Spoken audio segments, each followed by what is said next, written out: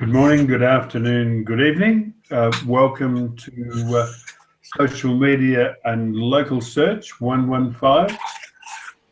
Each week we meet here to talk about what happened in social media this week and other items of local search interest. With us today we have David Rozam. David is an SEO copywriter. He can be found at writingforseo.org. He's also an SEO, proud to call himself an SEO. Edwin Jonk is CEO of IDES Toast in the Netherlands. You can find Edwin at idesthost.nl. And Masataki Wasa is webmaster of wasaweb.net. He's also a Google Top contributor on the AdSense community. And you can find Masataki at wasaweb.net. Rob Mars has been away from us for so long, I've forgotten which groups he's a Google Top contributor of, but he's also a AdWords aficionado. He's based in the Netherlands as well as Edwin. Rob, I think, is a Google Top contributor for AdWords and web search, I think. Webmasters. And Webmasters, okay. In English or Dutch? In English. Uh-huh. And William Rock is an SEO from Kansas in the US of A. William's also a Google Top contributor on the web search community. All right, topics of interest are posted on the social media and local search community on Google+. You can also add them, if you want, onto our Dumb SEO Questions page on Facebook, and we can load them from there. All right, our first topic tonight is a move by Snapchat, who apparently were on holidays at the time of the Google Glass disaster. Anyway, they've come out with well, it's hard to call it an original idea, but it's an idea. Anyway, they're putting Snapchat, into sunglasses. They're putting a camera, and so that you can send a Snapchat. Yeah, I'm really not familiar with Snapchat. I don't have any body parts worth sending, but maybe some of you guys can enlighten us.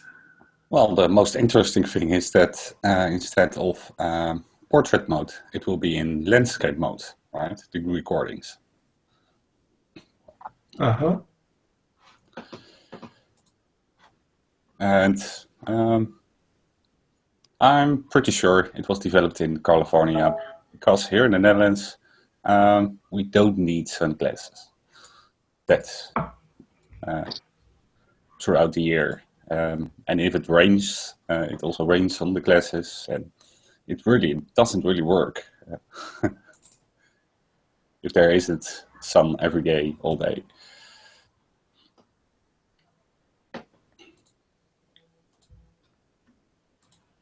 Right, so that's about all we can say about Snapchat's brave move. I think they'll last about... are they actually available now? Don't know. Because if they are, that's why they're better than Google Glass.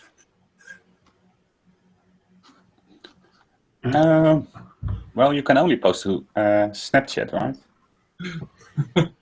Yes, but Google Glass isn't available at all, is it? So No.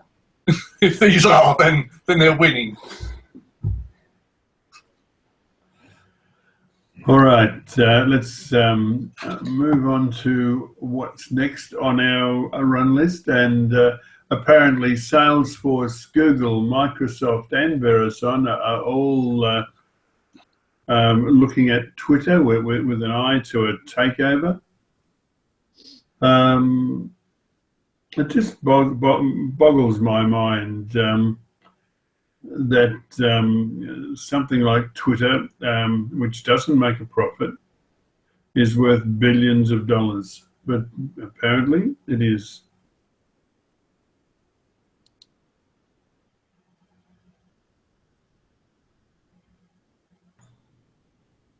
It's definitely going to be an interesting move, whoever takes it, right? You know, we've got the acquisition with Verizon and Yahoo now, right? Mainly for the sports, I believe, and then you've got now an opportunity for these guys to jump in and grab something else, or even Microsoft with the purchase of LinkedIn. They've got all that data plus Twitter. Be interesting to play the game.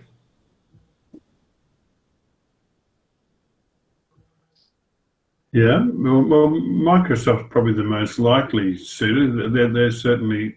My God, William, are you drinking from a bucket? That's a gigantic glass of water, ice water, yes, sir. And I've got a rock coffee cup. So I've got coffee and water. Show the boys the other one, mate. That would be a gigantic mug. That's not that big. It just looks good when, you know, really big when basically it's like right here. Okay. All right. So,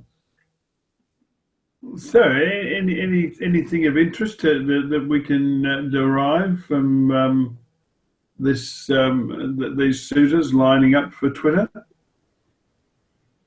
Well, just in short, according to the article, basically Salesforce doesn't have the money. If they wanted to, they cannot buy it with cash only, so they have to reissue shares or give the shareholders of Twitter shares, right? So that's cash is always better than the shares, right? Microsoft already has LinkedIn, and they're probably busy with that. The author does say that Microsoft is involved just to raise the bar, right? At the moment, Verizon is too busy with Yahoo. Basically, there's only Google that has the money and wants to be in the social media, because Google Plus isn't going anywhere, is it?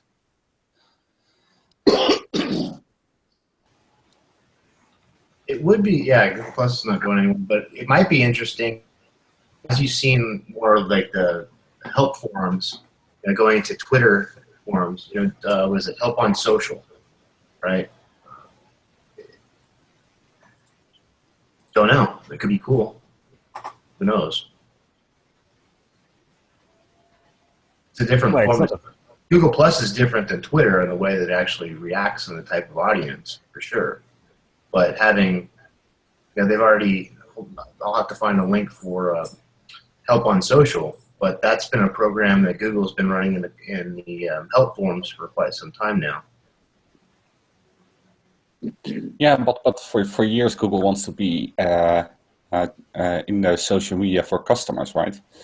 And Google Plus doesn't get the reach from the main audience, and Twitter does.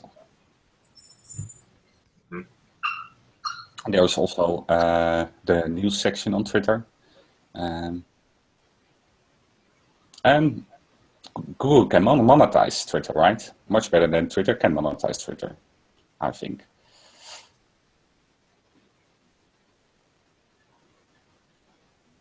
But we've definitely seen a lot of integration within the search result.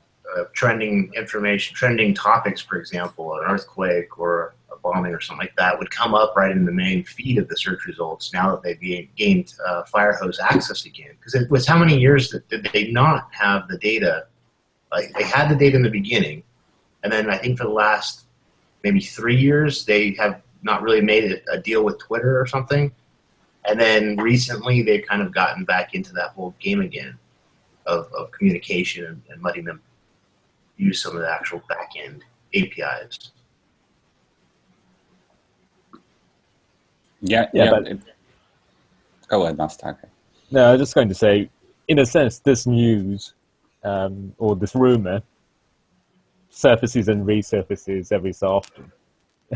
So, I'm in the position of let's wait and see what happens. Though the issue, I think, is quite acute for on Twitter because it really hasn't found a way to make proper money, if that makes sense. And Twitter has been trying to change a few things, that sort of raising of the 140 character limit and things like that. But it does feel as if Twitter is running out of steam and running out of what would be the right word? Room for maneuver, because Twitter has established a certain way of doing things. So I personally would be very surprised if Twitter were to remove the upper character limit from something 140 to none, for example. Then that would completely change the platform. People are used to communicate on Twitter, and there's a certain way of doing things. There's certain culture associated with Twitter, and you don't want to change that, because if you were to do so, then you might lose quite a lot of your users, and there are no guarantees that you're going to gain more users by changing that. So it does feel as if Twitter is a bit cornered in that sense, because I'm not so sure how much it can change drastically and how much it can do to generate more revenue. Yeah, and there's also the problem that basically the Twitter feed, most of the tweets aren't really that great for me personally. So if there would be an algorithm behind the Twitter feed, that would improve Twitter for me at least. But a lot of people on Twitter don't want that. But certainly Google can make that happen, right? Can get the engagement levels on Twitter by using better algorithmics. So yeah, from those four, I think Google is the most likely candidate.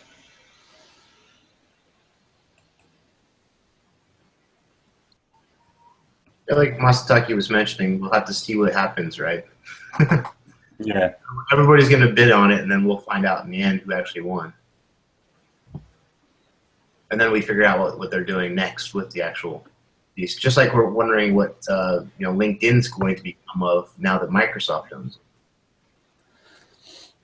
Are they going to change any of the core elements that everybody's used to? Because there's a different culture, just like Twitter, a different culture on how somebody posts on their professional LinkedIn profile as well. It'd be interesting to see what happens in 5 years' time, because looking back, people might say, oh, they've overpaid for this, and the service sort of loses a lot of its users. So the rise and fall and demise of certain companies, online companies, is sort of the history of the internet, if you like.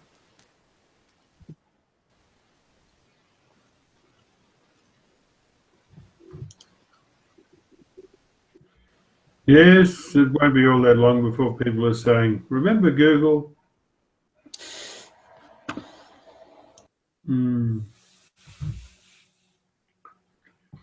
Yeah, remember Google. All right, will we move on to the next?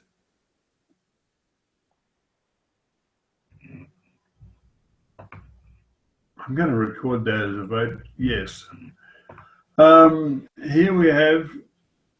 I don't know. Last year we had someone. I think everyone's falling over themselves to think of a new name, so I can wake up one day or go to a meeting and say, I coined the term platypus, or possum, or pigeon.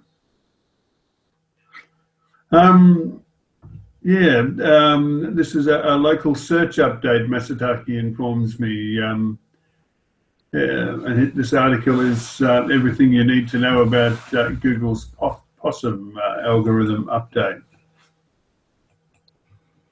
What do we know about this, guys?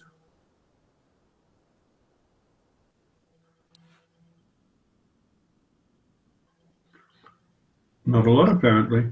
It's made a lot of waves. A lot of people. It was rolling out together, and some speculate that it rolls out twice. So two different things are happening at one time. One being the local searches being affected from my Google My Business perspective. The 3-pack, different industries, duplicate. I think focused a lot on combining the duplicate listings into one, showing one. Everything else is kind of filtered, and that's why they're calling it the possum.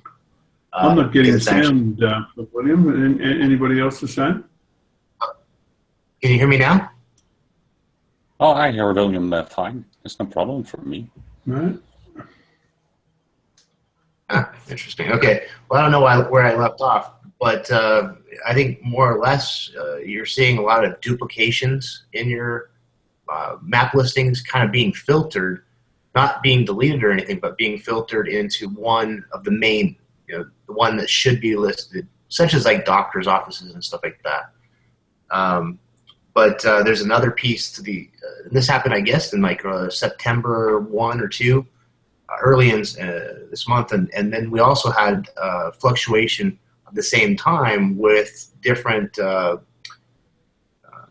search results not necessarily impacted on the local side, but people were speculating it might be the rollout of Penguin 4.0. So two different sides. Joy Hawkins was the one that wrote this article on Search Engine Land, and very detailed. I mean, there's a lot of good information, a lot of great screenshots that she had put in there. It's definitely worth the read if you're in the industry.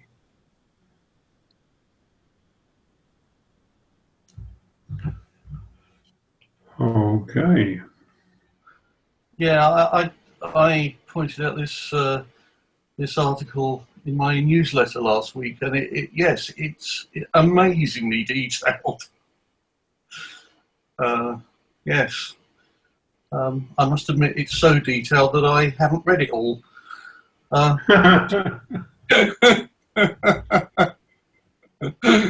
have it in Evernote ready to read, but anyway, there we go. It's all good stuff. Yeah, and Joy works in she's a top contributor inside the Google My Business area, so she's got the opportunity to kind of see a lot of the results and try to fix a lot of the problems. But when you start to see, big fluctuation, she's probably gonna be the first on that, as well as her team, to see that information. But yeah, very well documented, I say. Yeah.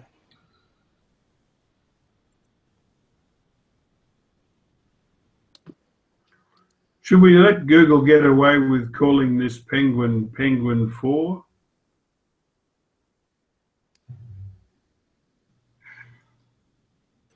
Well, now that it's a complete rolling algorithm, I don't know.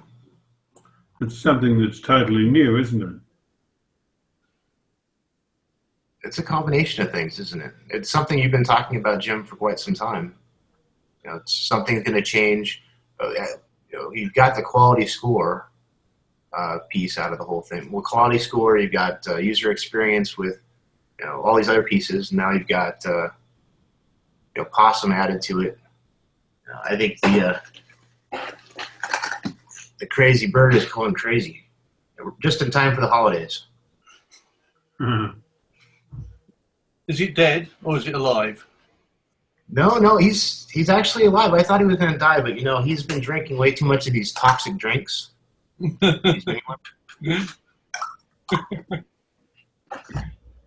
I even got the umbrellas for the pictures. See, his umbrellas. Umbrella. We're going to be celebrating down at Google. Finally released. Rob might have some information on that. You hang out in the webmaster forums. Have you seen anything with Penguin? Anybody kind of posting on anything? I don't hang out in the webmaster forums. Well, no, I thought Rob's a TC over there. Oh, I see. Sorry, you were talking to Rob. Sorry about that. No, you're good. Not in particular. Not a big flow of questions about drop size sites or something like that. I would imagine that most of the sites that have been hit by any one of those versions of Penguin have kind of felt it longer than, basically when it first started rolling out to all the other increments. I think it's more for like the newer companies and the marketers out there to kind of think, do you really want to build the toxic links? Because the automatic algorithm is going to find you anyways. But the ones that have already been penalized have already been penalized. I haven't really seen a huge fluctuation either with recoveries. So, but they're still rolling it out. If all the links that used to give a boost in ranking are now being devoted, then there isn't going to be much of a recovery. But Penguin wasn't only about devoting links, right? It was also giving a negative impact. They penalized the whole site. Yeah. And now they're more or less ignoring the bad links again. Yeah, they softened that part from memory. But if your former position was based on bad links, then you can't expect to recover.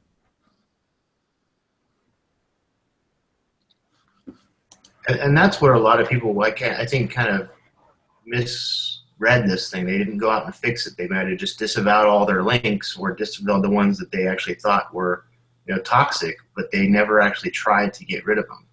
It's kind of like space junk, You got a whole bunch of space junk and you got to clean it up somehow. Same with the internet junk. Companies, marketers made this mess. Go and clean them up. But that's my opinion.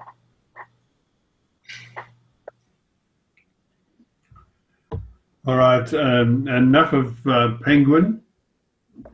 Bad Penguin. The Facebook automation. This amazes me. I mean, every day somebody pops up on my screen, or multiple people pop up. It's their birthday today, and I dutifully write out "Happy Birthday, David," or "Happy Birthday, William." I dutifully write it out, but it to me it lacks sincerity. And now Chase Rayner has given us an article telling us now that we can automate this. One thing that gives me a real pain are the messages on Twitter. Wants to sell me something. And if they don't want to sell me something, they're looking for a man near them.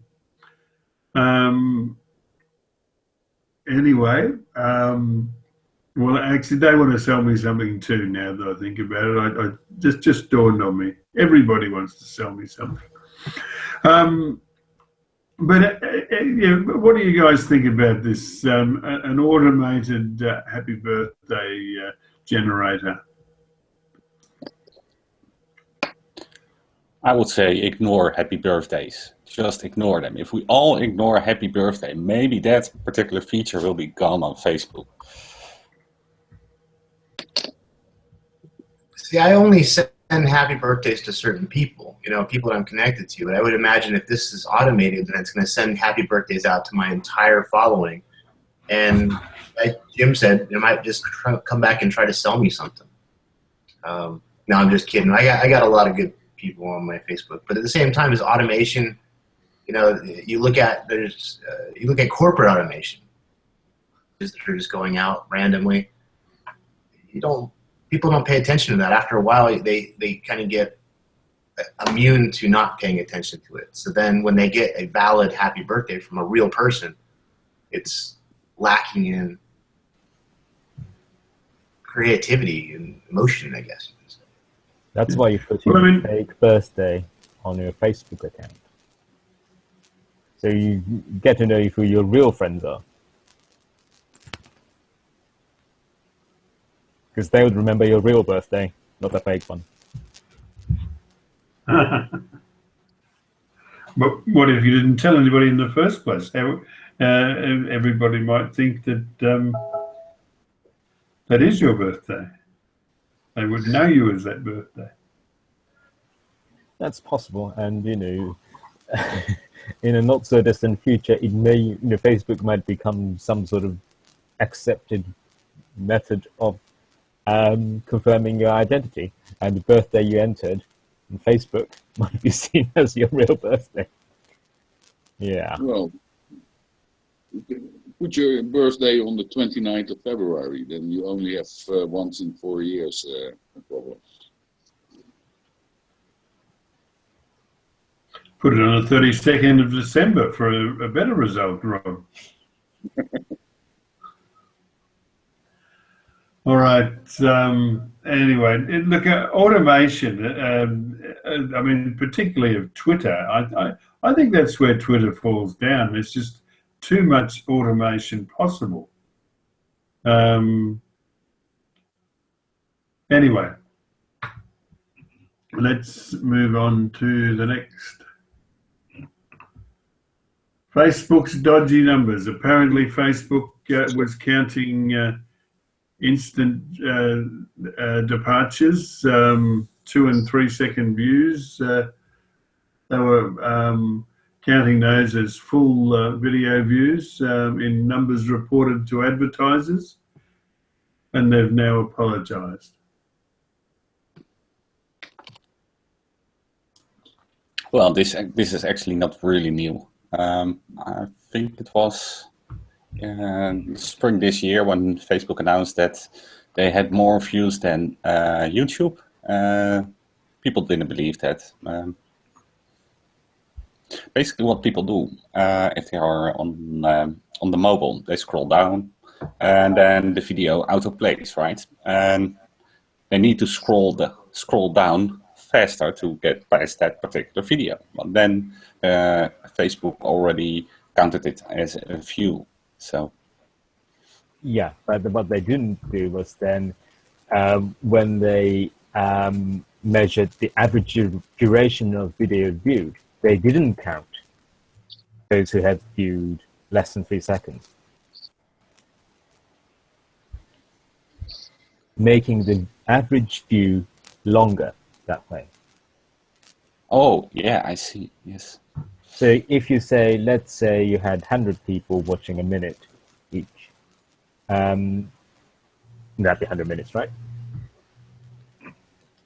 But if you didn't count people who didn't watch the 3 seconds, and that was 50 or something, the average view would become 2 minutes instead of 1, if that makes sense.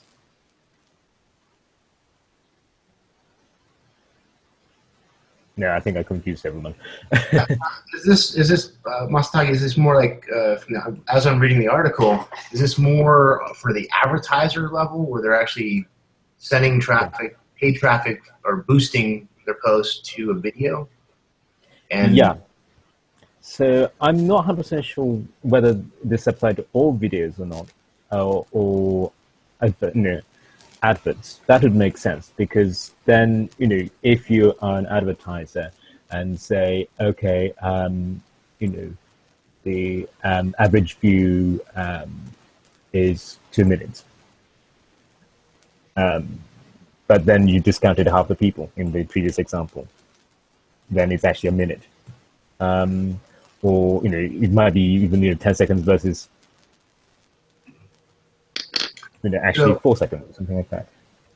So a test, I'm starting to play around more with Facebook advertising, but from what I understand, you can actually do a video marketing piece, like promote a video, and if it doesn't, if they don't watch it more than 10 seconds, you don't pay for that click, so to say, or that traffic. So if you have a 30-second video, and your main important portions in the first 10 seconds, and they're leaving anyways, you've got your message across, and you didn't add, but that's also inflating your video count.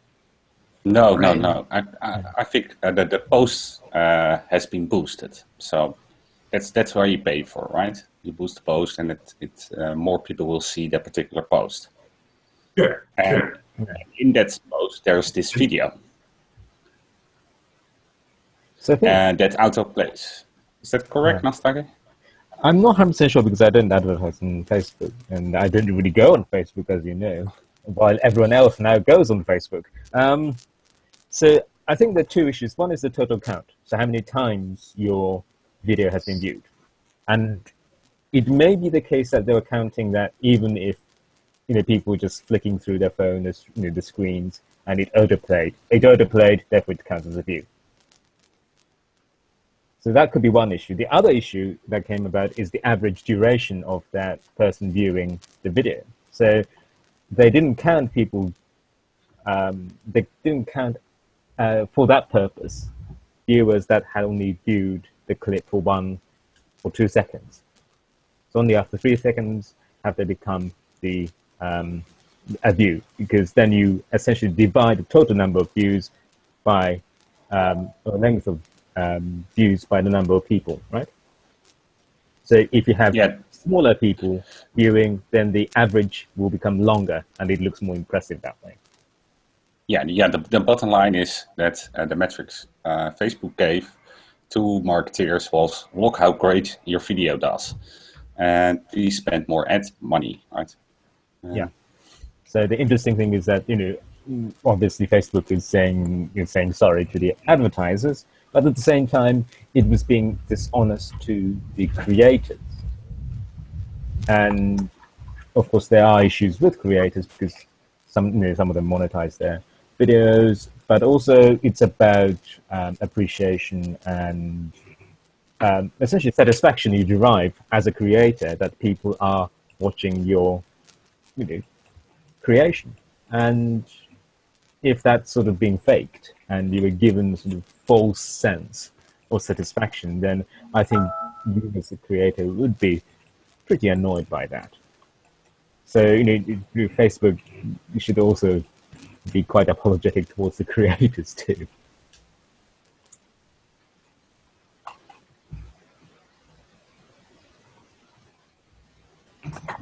Yeah, I agree with that. I mean, because when you look at even like when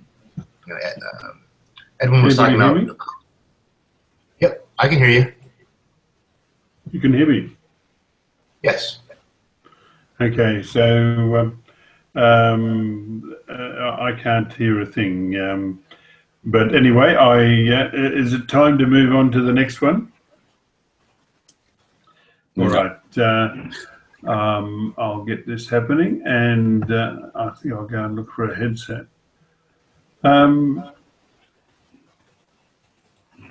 Our next topic. I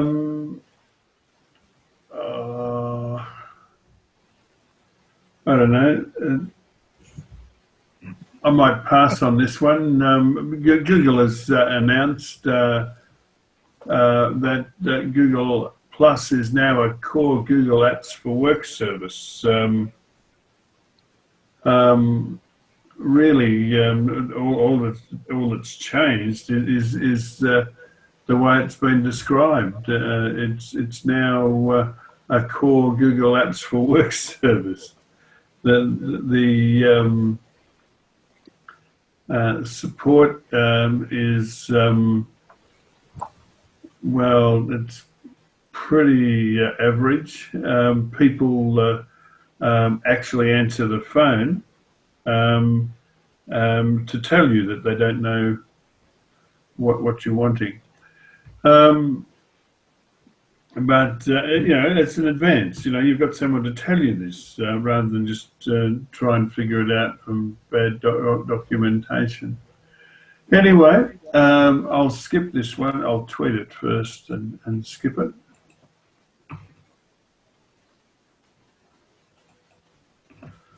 And oops, thank you for watching. Look, Edwin, would you like to moderate and find out if there's any other items of general business? Because I'm totally in the dark. Next, I'm not in the dark because I can see you, but I can't hear you, so I'm not much value. So, Edwin, could you take over and I'll sit here and whinge.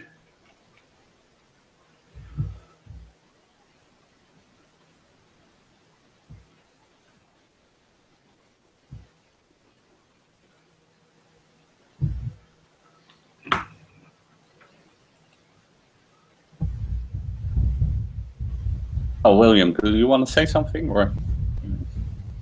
No, I think we were fine on the that last thing. I think he was saying. You guys all covered it just fine. So No. what's good? No, you were going to say something on the announcement one. Yeah, I just lost my train of thought. I moved on to the other portion that Google Plus is not dead anymore. Now that it's core, right? The business apps. That's all I was going to say. Yeah.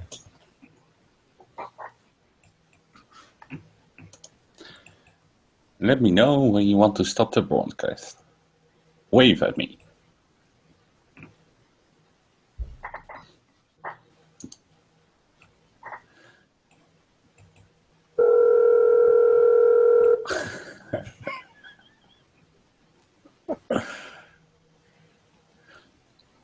Smoke signals, anyone?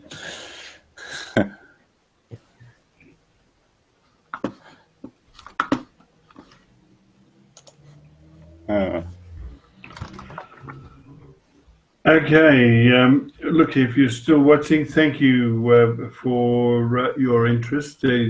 Your participation, it makes what we do worthwhile. We'll be back at the same time next week to do this all again, but for now, it's good night.